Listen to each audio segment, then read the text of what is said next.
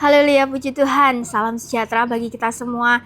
Ya, bertemu kembali Bapak Ibu dalam renungan 79 dan terus mengalami pertumbuhan iman dalam 365 hari yang mengubahkan hidup kita. Resilient, tangguh dalam Tuhan. Ya Bapak Ibu yang dikasihi Tuhan, mari kita belajar kembali merenungkan kebenaran firman Tuhan di dalam 1 Tawarik 16 ayat yang ke-11. Saya akan bacakan untuk kita semua. Demikianlah bunyi firman Tuhan. Carilah Tuhan dan kekuatannya, carilah wajahnya selalu.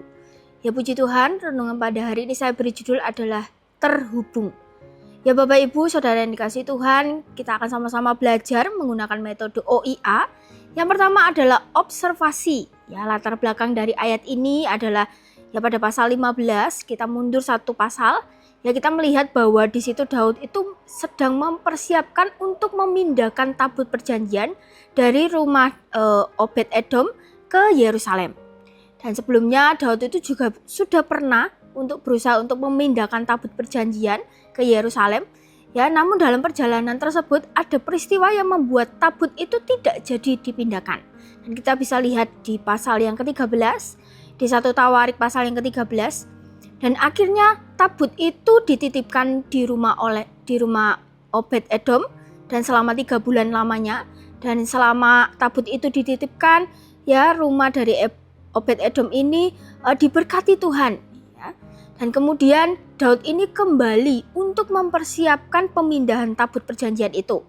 Ya, namun kali ini Daud itu tidak lagi mengulangi kesalahan yang sama Bapak Ibu, tetapi ia belajar untuk melakukan segala sesuatu itu sesuai dengan ketetapan Tuhan. Daud di sini mempersiapkan orang-orang Lewi dan mengatur mereka semua untuk mengangkut tabut perjanjian ini dengan cara yang benar. Dan akhirnya tabut perjanjian itu bisa dibawa dari rumah Obed Edom ke Yerusalem. Dengan penuh dengan sukacita, dan Daud dan seluruh bangsa Israel itu mereka bersukacita, mereka menyanyi, mereka memainkan alat musik dan mereka memuji-muji Tuhan. Dan di pasal 16 ini ya Daud itu mengatur orang-orang Lewi untuk mengambil bagian ya dalam pelayanan di hadapan tabut perjanjian Tuhan. Mereka bertugas untuk menaikkan puji-pujian dan ucapan syukur kepada Tuhan. Dan di tengah-tengah suasana yang bersukacita itu, karena tabut perjanjian itu dapat dipindahkan, Daud menyanyikan sebuah nyanyian syukur kepada Tuhan. Dan salah satu bagian nyanyian syukurnya adalah di ayat yang ke-11 itu, yaitu carilah Tuhan dan kekuatannya, carilah wajahnya selalu. Ya Bapak Ibu yang dikasihi Tuhan, dalam nyanyian syukur ini ya, mengingatkan bahwa bangsa Israel itu untuk terus mencari Tuhan. Ya, artinya hubungan dengan Tuhan itu bukanlah sesuatu yang dilakukan sesekali, tetapi ini harus dijaga setiap hari.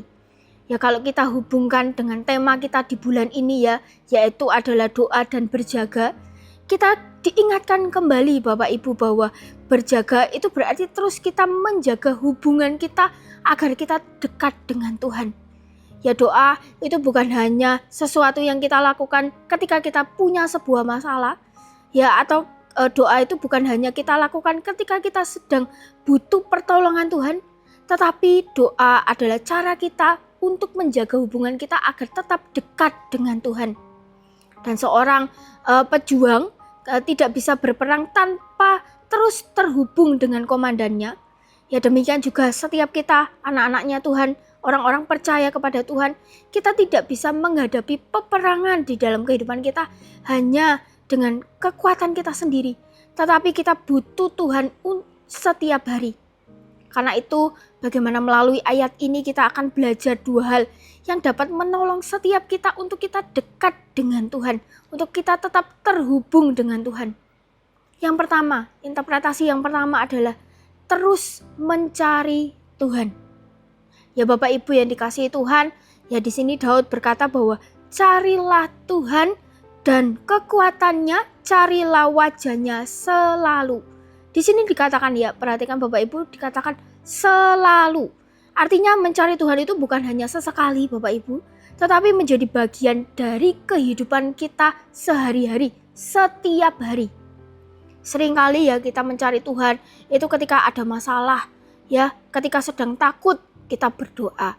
Ketika kita membutuhkan sebuah pertolongan, kita mencari Tuhan. Dan memang itu tidak salah Bapak Ibu, tetapi yang menjadi masalahnya adalah jangan sampai kita itu hanya mencari Tuhan ketika kita itu merasa kita butuh Tuhan saja. Ya, ketika keadaan baik-baik saja, kita sudah merasa oh tidak perlu butuh Tuhan karena keadaan kita sudah baik-baik saja. Padahal bukan hanya ketika kita sedang mengalami masalah saja kita butuh Tuhan, tetapi dalam keadaan apapun kita tetap membutuhkan Tuhan. Saat kita kuat, kita butuh Tuhan. Ya, kita harus tetap cari Tuhan. Saat kita lemah, kita tetap cari Tuhan.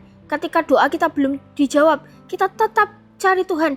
Bahkan ketika doa kita sudah dijawab oleh Tuhan, kita tetap butuh Tuhan di dalam kehidupan kita.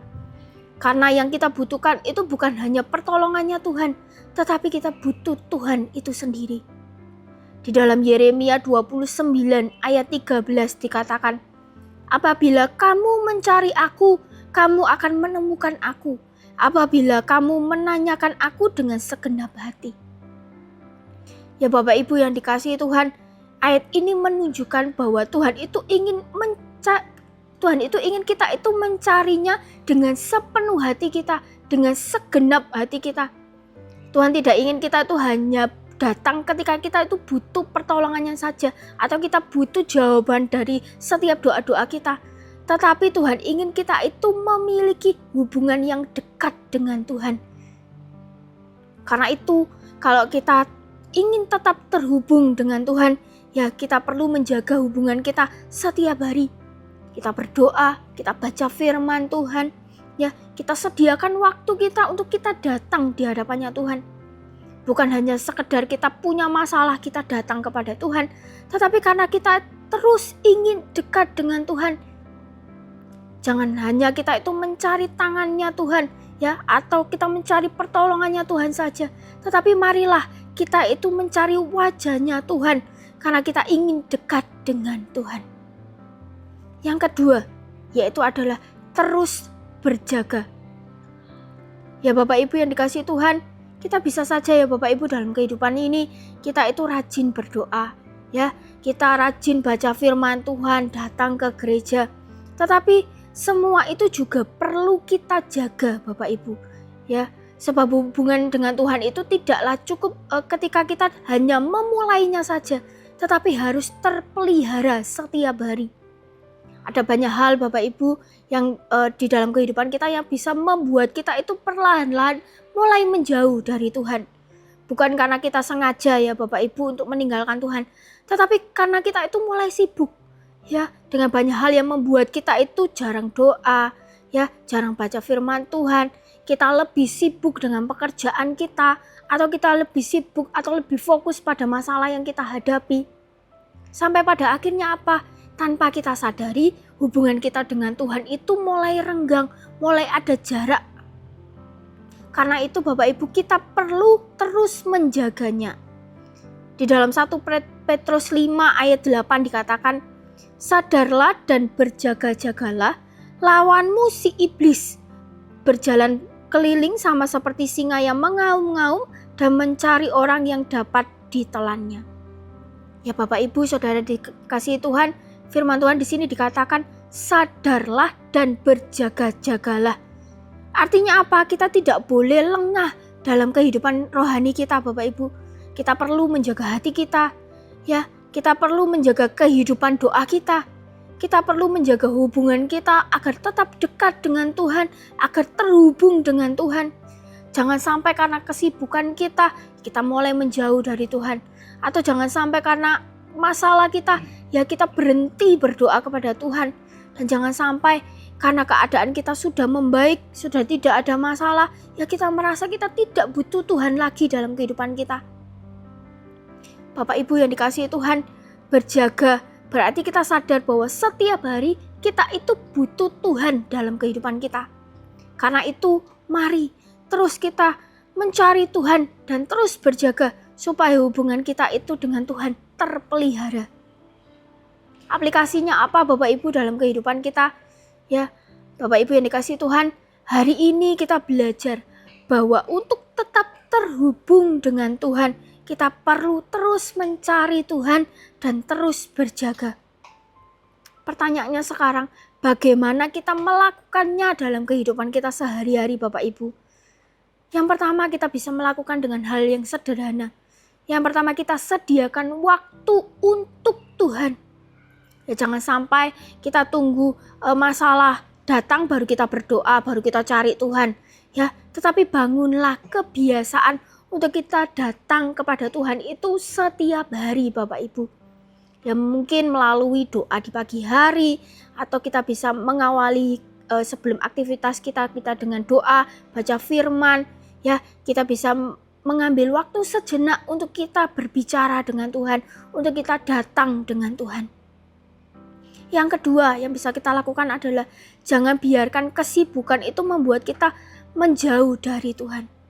Ya, Bapak Ibu, kita boleh sibuk bekerja, kita boleh punya banyak tanggungan di dalam kehidupan kita, tetapi jangan sampai karena kesibukan kita, ya, kita mulai membuat kita itu tidak punya waktu lagi buat Tuhan. Dan yang ketiga adalah ketika kita menghadapi masalah, jangan kita menjauh dari Tuhan, justru datanglah lebih dekat lagi kepada Tuhan. Janganlah pernah kita berhenti berdoa hanya karena doa kita itu belum dijawab Bapak Ibu. Jangan pernah kita berhenti mencari Tuhan hanya karena keadaan kita itu belum berubah. Bapak Ibu yang dikasihi Tuhan, mungkin kita tidak bisa mengatur apa yang terjadi di dalam kehidupan kita setiap hari. Tetapi kita itu bisa memilih untuk kita tetap terhubung dengan Tuhan setiap hari. Karena itu marilah Bapak Ibu kita belajar untuk kita terus cari Tuhan dan kita terus menjaganya, kita terus berjaga. Jangan hanya mencari Tuhan ketika kita butuh pertolongannya saja. Ya, jangan hanya kita berdoa ketika kita sedang punya masalah. Tetapi setiap hari mari kita datang kepada Tuhan, menjaga hubungan kita dekat dengannya. Ya, tetap dekat dengan Tuhan dan tetap terhubung dengan Tuhan. Sebab setiap kita tetap terhubung dengan Tuhan, kita memiliki kekuatan untuk kita menghadapi keadaan yang ada di dalam kehidupan kita. Amin untuk kebenaran firman Tuhan. Biarlah setiap firman ini menjadi kekuatan di dalam kehidupan kita. Terima kasih Bapak Ibu telah mengikuti renungan 79 dan biarlah renungan ini menjadi kekuatan dalam kehidupan kita.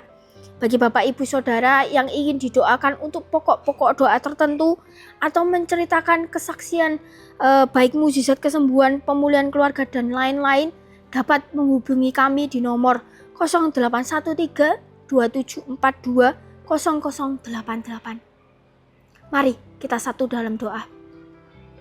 Tuhan, kami sungguh bersyukur untuk setiap kesempatan yang Kau berikan dalam kehidupan kami Tuhan. Kami bisa mendengarkan sebagian dari firman-Mu. Biarlah firman ini menjadi kekuatan di dalam kehidupan kami, menegur setiap kami Tuhan, agar kami selalu mencari-Mu dalam setiap keadaan kami Tuhan. Baik dalam keadaan baik, baik dalam keadaan susah, kami selalu mencari Engkau Tuhan. Biarlah setiap kehidupan kami belajar untuk membutuhkan Engkau dalam kehidupan kami. Dan kami terus menjaga hubungan kami agar tetap dekat dengan Engkau. Agar kami selalu terkoneksi dengan Engkau, terhubung hanya kepadamu Tuhan. Terima kasih Tuhan. Kiranya suku-suku bangsa bersukacita dan bersorai-sorai, sebab Engkau memerintah bangsa-bangsa dengan adil dan menuntun suku-suku bangsa di atas bumi. Terima kasih Tuhan Yesus, kami sudah terima kebenaran firman-Mu. Hanya di dalam nama Tuhan Yesus Kristus kami berdoa dan mengucap syukur. Haleluya. Amin.